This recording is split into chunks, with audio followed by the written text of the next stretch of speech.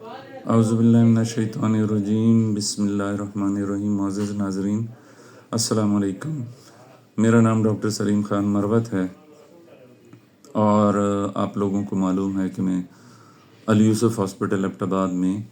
ذہنی اور نفسیاتی امراض کے شکار مریضوں کا علاج کرتا ہوں، اور میں روزانہ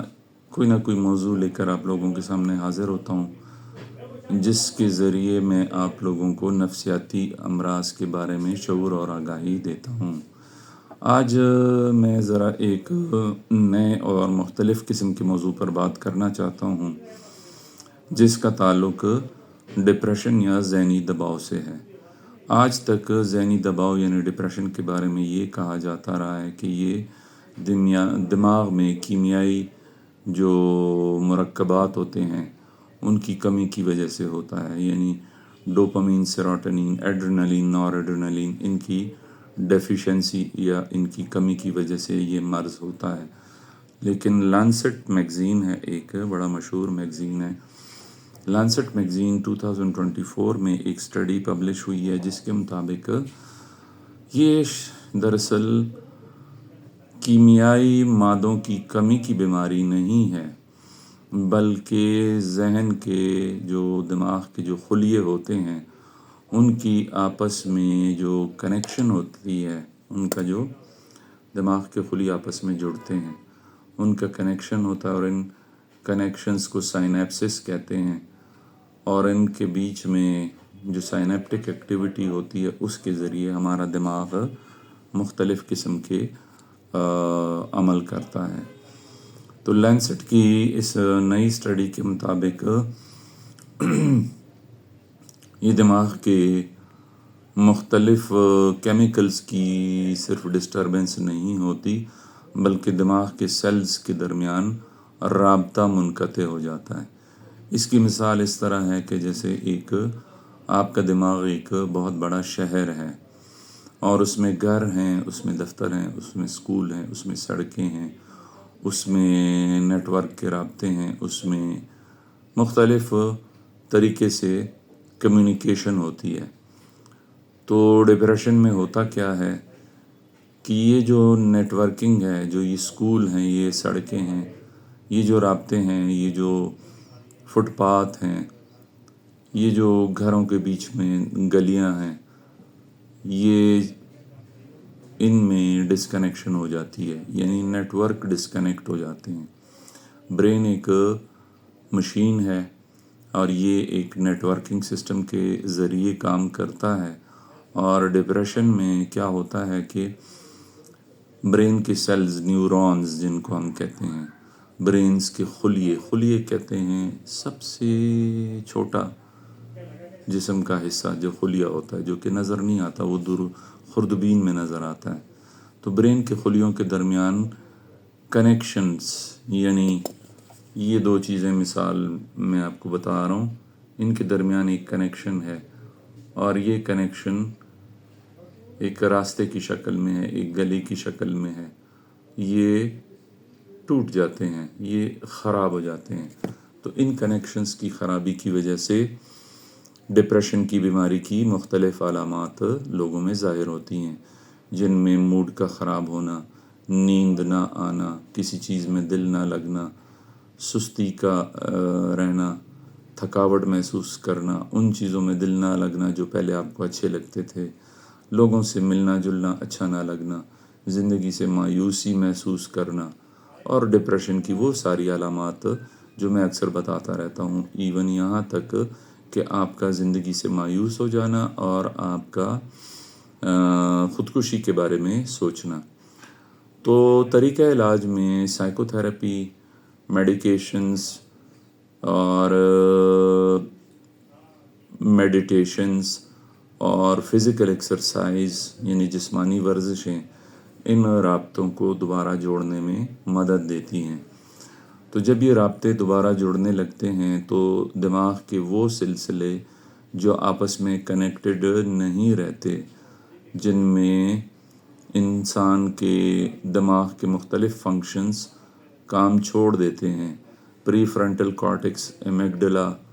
لمبک سسٹم، ہائپوتھیلمس، یہ سارے برین کے مختلف وہ ایریاز ہیں، حصے ہیں جو کہ انسانی سوچوں پر، انسانی خیالات پر، انسانی جذبات پر کام کرتے ہیں۔ ان کے سیلز کا آپس میں رابطہ ٹوٹ جاتا ہے، تو علاج میں ورزش کرنا، سائیکو تھراپی کرنا، مراقبہ یعنی جسے ہم کہتے ہیں میڈیٹیشن کرنا یا جسے یوگا کہتے ہیں، یہ ساری چیزیں مل کر ان رابطوں کو جو کہ برین کے دماغ کے سیلز کے درمیان رابطے ٹوٹ جاتے ہیں ان کو بحال کرنے میں مدد دیتا ہے۔ اس میں ادویات کا اپنا رول ہے، وہ ان کیمیکلز کی جو کہ جن کی کمی ہوئی ہوتی ہے ان کو بھی پورا کرتا ہے۔ تو اس نئی اسٹڈی کے مطابق تحقیق کا دائرہ وسیع ہو گیا ہے کہ دماغ میں صرف کیمیکل ڈسٹربنسز نہیں ہوتی۔ اب لوگ کہتے ہیں کہ ڈاکٹر صاحب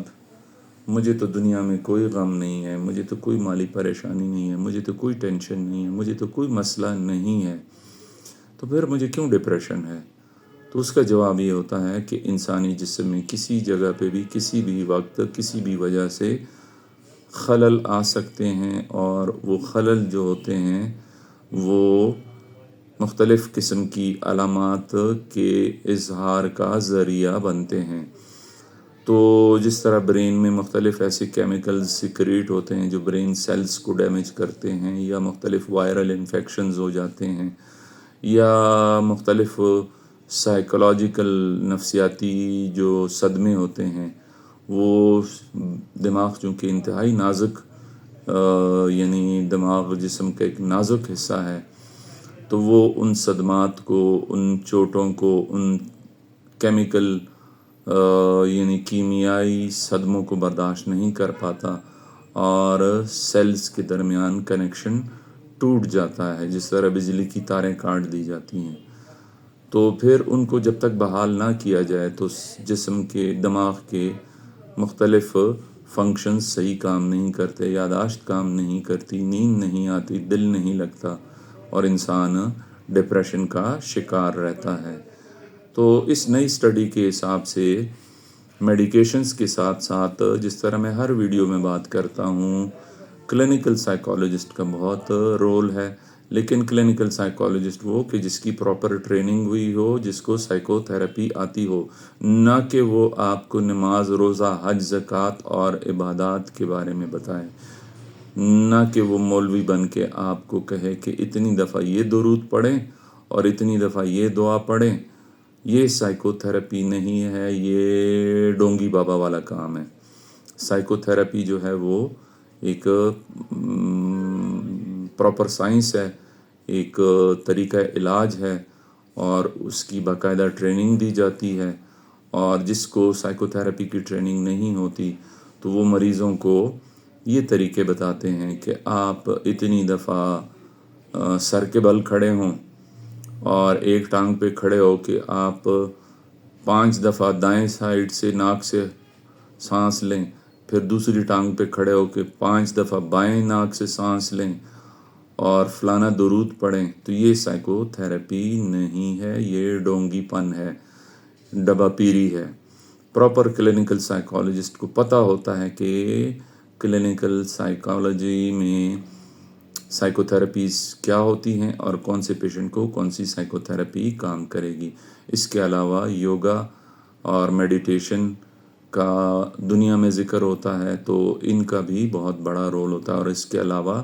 میں اپنے سارے مریضوں کو، اور اکثر اپنی ویڈیوز میں بھی ذکر کرتا ہوں کہ جسمانی ورزش کا انسانی ذہن پہ بہت اچھا اثر ہوتا ہے۔ تو جس طرح کہتے ہیں a healthy body is a healthy mind, تو اس نئی اسٹڈی کے مطابق ان چیزوں پر جب عمل کیا جائے ادویات کے ساتھ تو آپ کی ڈپریشن کا علاج ہو جاتا ہے، اور آپ واپس نارمل زندگی کی طرف آ جاتے ہیں۔ اور اس اسٹڈی کے مطابق انٹرسٹنگ بات یہ ہے، جو سب سے ضروری بات ہے، جو میں بتانا بھولنا نہیں چاہتا، کہ ڈپریشن قابل علاج اور کیوریبل ڈیزیز ہے، اس کو کیور کیا جا سکتا ہے، اس کو جڑ سے ختم کیا جا سکتا ہے۔ تو اگر آپ کو اس کے بارے میں مزید جاننا ہے تو آپ انٹرنیٹ پہ سرچ بھی کر سکتے ہیں. لینسٹ میں 2024 کی ایک اسٹڈی ہے، آپ اس کو خود بھی پڑھ سکتے ہیں. آج کل گوگل اور AI کا دور ہے، تو جو ڈاکٹر آپ کو کچھ بتاتے ہیں تو اس کو آپ خود بھی تحقیق کر سکتے ہیں. تو آج کی ویڈیو سے میں آپ کو یہ بتانا چاہ رہا تھا کہ ہم ڈونگی بابا نہیں ہیں، ہم ڈبا پیر نہیں ہیں، ہم باتیں سنانے والے لوگ نہیں ہیں. ہم بہت گہرائی سے سائنسی علوم کا مطالعہ کر کے اور سائنسی کیمیائی عملیات کو جسم میں دیکھ کر کسی بیماری کی تحقیق کر کے اس کا نام لیتے ہیں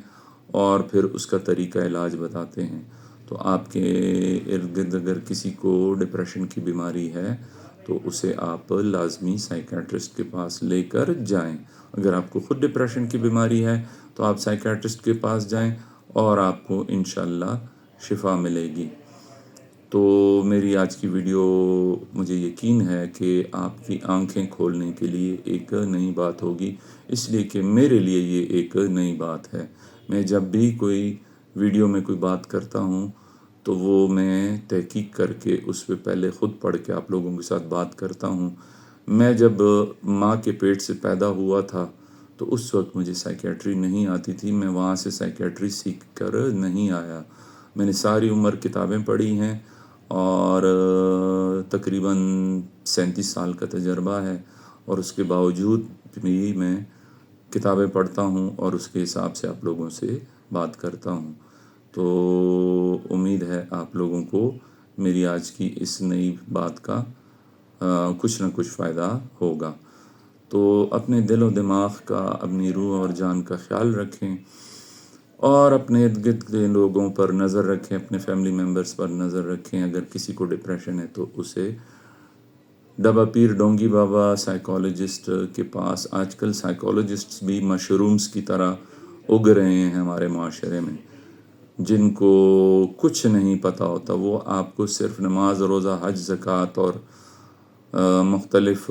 دعائیں سکھائیں گے. اس سے اچھا ہے آپ کسی مولوی کے پاس چلے جائیں. یہ سائیکالوجسٹ نہیں ہیں، یہ ڈونگی بابا ڈبا پیر قسم کے لوگ ہیں. پراپر کلینکل سائیکالوجسٹ کے پاس جب آپ جائیں گے تو آپ کو پتہ چلے گا کہ سائیکو تھیراپی کیا ہوتی ہے. تو کل انشاءاللہ میں کسی اور ویڈیو کے ساتھ آپ کے سامنے حاضر ہوں گا، کسی اور موضوع پر آپ سے بات کروں گا. پرسوں میں مریضوں کی زیادتی کی وجہ سے ویڈیو نہیں بنا سکا، آپ کو ٹائم نہیں دے سکا، اس کے لیے میں معذرت خواہ ہوں. اور انشاءاللہ کل میں پھر کسی اور موضوع کے سامنے آپ لوگوں کے سامنے حاضر ہوں گا. مجھے اپنی دعاؤں میں خصوصی طور پر یاد رکھیں اور اپنا خیال رکھیں اور اپنی زندگی کا خیال رکھیں. تھینک یو سو مچ. اللہ حافظ.